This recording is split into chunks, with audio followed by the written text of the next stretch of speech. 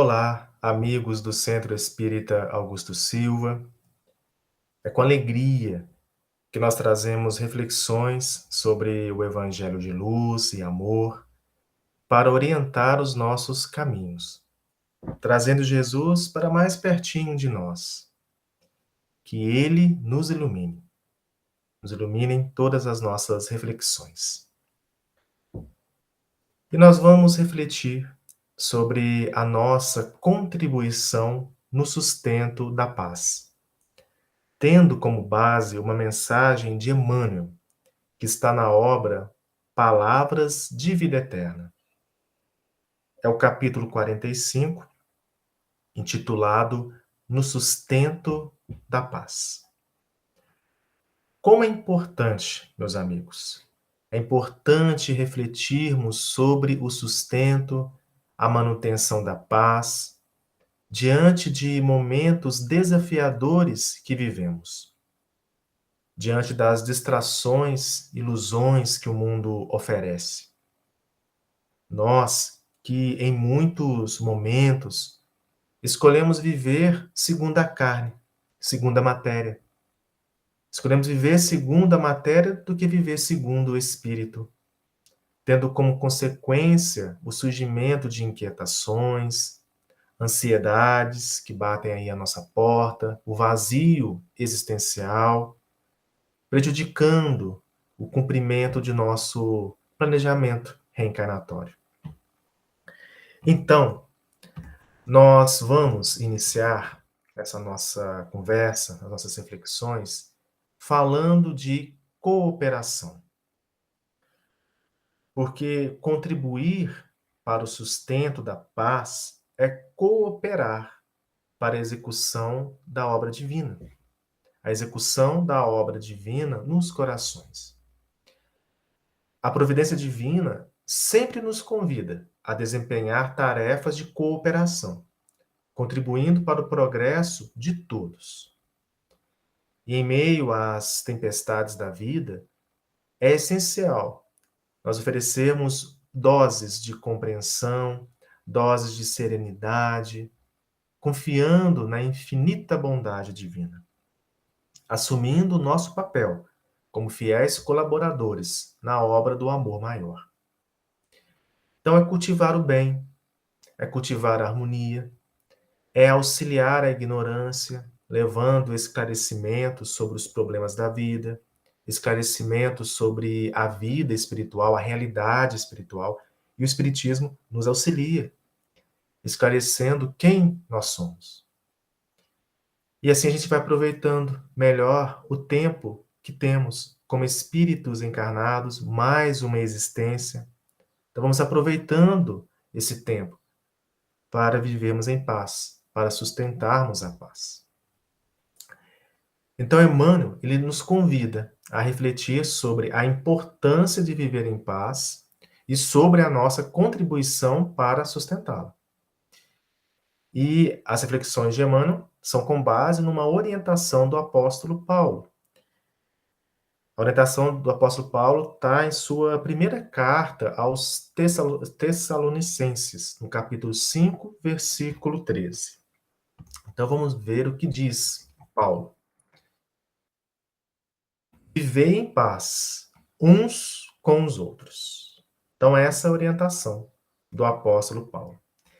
E Emmanuel ele diz o seguinte: todos agimos uns sobre os outros.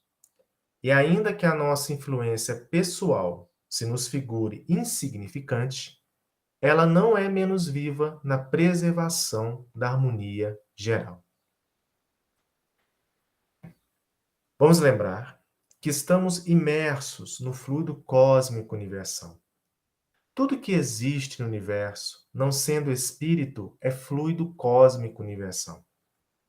Com o pensamento e a vontade, nós agimos sobre ele, atribuindo qualidades, boas ou más. Como diz Allan Kardec na obra A Gênese, os fluidos são o veículo do pensamento. Pelo modo de agir, pelo modo de pensar, produzimos certos fluidos e entramos em sintonia com aqueles que produzem fluidos semelhantes aos nossos. Então, agimos uns sobre os outros, contribuindo ou não para a paz, preservando ou não a harmonia geral. Então, vamos refletir. Qual a nossa contribuição para a preservação da harmonia geral? Como está o nosso modo de sentir? O nosso modo de pensar? Como o nosso sentir e pensar, como isso está contribuindo para a preservação da harmonia geral? Daí a importância de cuidarmos de nossos pensamentos, sentimentos, cuidarmos de nossa conduta. Como agimos uns sobre os outros, nós estamos submetidos à lei da solidariedade. E Leon Denis, ele vem nos falar da lei da solidariedade na obra O Grande Enigma. Está no capítulo 3, intitulado Solidariedade, Comunhão Universal. Então, vamos ver o que Leon Denis nos diz para nós. Ele fala que todos os seres estão ligados uns aos outros e se influenciam reciprocamente. O universo inteiro está submetido à lei da solidariedade. Leon Denis comenta que em nossa caminhada evolutiva somos auxiliados pela lei da solidariedade. Somos auxiliados por espíritos superiores. É o superior auxiliando o inferior.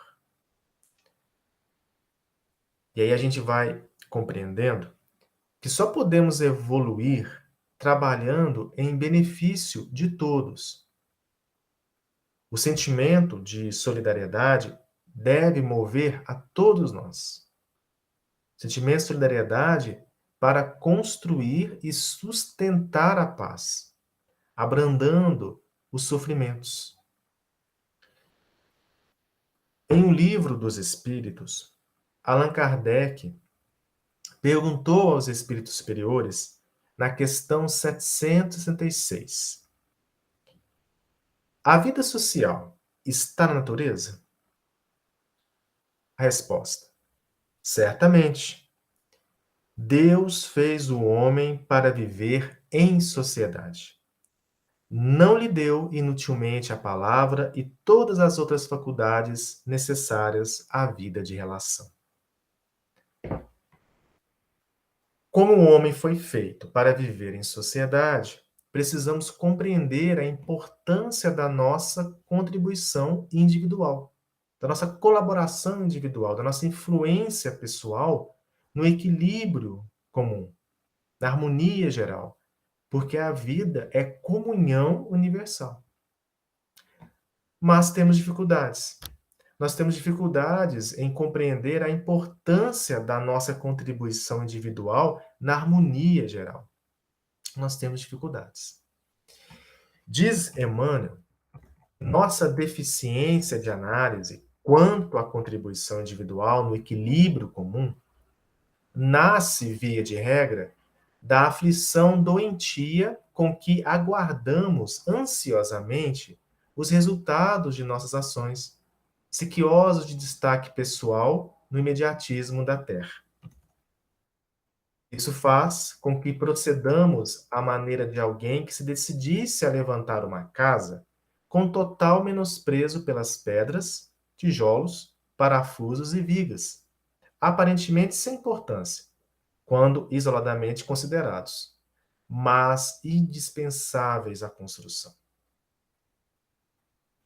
Perceba, meus amigos, que muitas das vezes o nosso interesse é apenas satisfazer as próprias vontades, mantendo o olhar somente em nossas ações individualistas, buscando o destaque pessoal, como diz Emmanuel.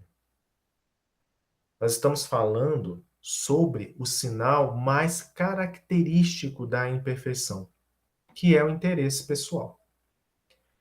Quem nos fala são os espíritos superiores, também em O Livro dos Espíritos. Agora na questão 895. Posto de lado os defeitos e os vícios acerca dos quais ninguém se pode equivocar, qual o sinal mais característico da imperfeição? E a resposta: o interesse pessoal. Pegando outro trechinho aqui da resposta, ó. O apego às coisas materiais constitui sinal notório de inferioridade. Porque quanto mais se aferra aos bens deste mundo, tanto menos compreende o homem o seu destino. Pelo desinteresse, ao contrário, demonstra que encara de um ponto mais elevado o futuro. Então, alimentando apenas o interesse pessoal em nosso modo de pensar e agir, né? Alimentando aí os nossos apegos, né? Teremos dificuldades para exercer o sentimento de solidariedade e contribuir, colaborar para o equilíbrio de todos. Interessante a analogia que Emmanuel faz com o levantar de uma casa, sem dar importância aos materiais para construí-la. Como construir uma casa segura sem se importar com os materiais, não é? Como viver em paz, como ser feliz se ainda nós menosprezamos o outro, aquele que caminha ao nosso lado, alimentando o egoísmo, alimentando ainda o orgulho? Precisamos compreender que o outro traz as suas limitações. O outro traz a sua história evolutiva. Ele traz as suas tempestades, né? Tudo conforme a sua semeadura. Como viver em paz? Como ser feliz sem exercer a fraternidade? Ou seja, como viver em paz, como ser feliz sem praticar a lei de Deus, que é a lei de amor? Se nós formos em obras póstumas, na primeira parte, no capítulo 19, Allan Kardec comenta sobre o egoísmo e o orgulho. Aí eu trouxe um trechinho para nós refletirmos. Diz Allan Kardec: não podem os homens ser felizes se não viverem em paz. Isto é, se não os animar um sentimento de benevolência, de indulgência e de condescendência recíprocas. A caridade e a fraternidade resumem todas as condições e todos os deveres sociais. Uma e outra, porém, pressupõe a abnegação. Ora, a abnegação é incompatível com o egoísmo e orgulho. Logo, com esses vícios, não é possível a verdadeira fraternidade. Para contribuirmos para a preservação da harmonia geral, para o sustento da paz, devemos exercitar a caridade e a fraternidade. Renunciar aos próprios interesses em favor do outro. Isso é abnegação. Então, diante da falta de compreensão quanto à colaboração individual na harmonia geral, diante da busca em satisfazer somente os interesses pessoais, será necessário realizarmos um trabalho educativo para construir a paz. A paz dentro de nós, a paz íntima, e a paz fora de nós. Então, será necessário realizar um trabalho educativo. E Emmanuel, ele nos fala, todos somos chamados à edificação da paz. Depende de nossa luta por melhorarmos e educarmos. Então, observem o trabalho educativo. De vez que paz não é inércia e sim esforço, devotamento, trabalho e vigilância incessantes a serviço do bem. Observe que Emmanuel estava trazendo para nós o que é paz, né? Paz não é inércia, é trabalho, é esforço, é devotamento, é serviço do bem, né? serviço no bem. E isso necessita de vigilância, né? Diante de todas as inferioridades que nós ainda trazemos. Então, edificar a paz vai exigir de nós esforço, trabalho e vigilância no caminho do bem. A vigilância no cumprimento da lei de justiça, de amor e de caridade. Para isso, cabe a nós buscarmos inspiração, a inspiração do alto, estabelecendo sintonia com os espíritos superiores, procurando caminhar com sentimentos mais elevados, buscando uma maior compreensão sobre a lei de Deus. Precisamos buscar ter maior compreensão a respeito da lei de Deus. Então, todos nós somos convidados a edificar a paz. E Emmanuel ainda diz que nenhum de nós está dispensado de auxiliar-lhe a defesa e a sustentação. A defesa e a sustentação da paz. Então, nenhum de nós está dispensado de auxiliar. Porquanto, muitas vezes, a tranquilidade coletiva jaz suspensa de um minuto de tolerância, de um gesto, de uma frase, de um olhar. Observe que nós podemos contribuir para a paz de diferentes formas. Emmanuel comenta sobre a importância da tolerância, da tranquilidade em um gesto, da tranquilidade em uma frase, ou até mesmo, né, em um olhar. Todos os momentos eles nos convidam a essa tolerância, né, a exercitar essa tolerância, a essa tranquilidade. Né? E o espírito Cassimiro Cunha, ele nos apresenta a trilogia da paz. Né, diante das inquietações, das tristezas, das angústias, as incertezas, né, que surgem à nossa porta, as dificuldades, né, devemos cultivar a trilogia da paz. Qual será essa trilogia, né? Qual será a trilogia da paz? A trilogia da paz, ela é composta pelo amor, serviço e oração. Amor, serviço e oração. Essa é a trilogia da paz, que nos diz o espírito Cassimiro Cunha. Guardemos essa trilogia, que é recurso para a nossa evolução. Se nós pedimos paz aos benfeitores espirituais, eles dirão para cultivar o amor fraterno, serviço no bem e a oração. Ou seja, os benfeitores espirituais nos dirão para servir, para sermos fiéis a Jesus. Para servir a Jesus, para sermos fiéis a Jesus e confiantes na bondade divina. Então é viver o amor, o serviço e a oração. Né? E Jesus nos convida a vivenciar a trilogia da paz. Lembremos-nos das lições do Divino Mestre. Né? Ele que sempre fala aos nossos corações, né? Bem-aventurados os pacificadores, porque eles serão chamados filhos de Deus. Está lá em Mateus, no capítulo 5, versículo 9. Pacificadores. Precisamos adquirir essa qualificação. Qualificação de pacificadores. Sendo doadores da paz, fazendo sempre o bem.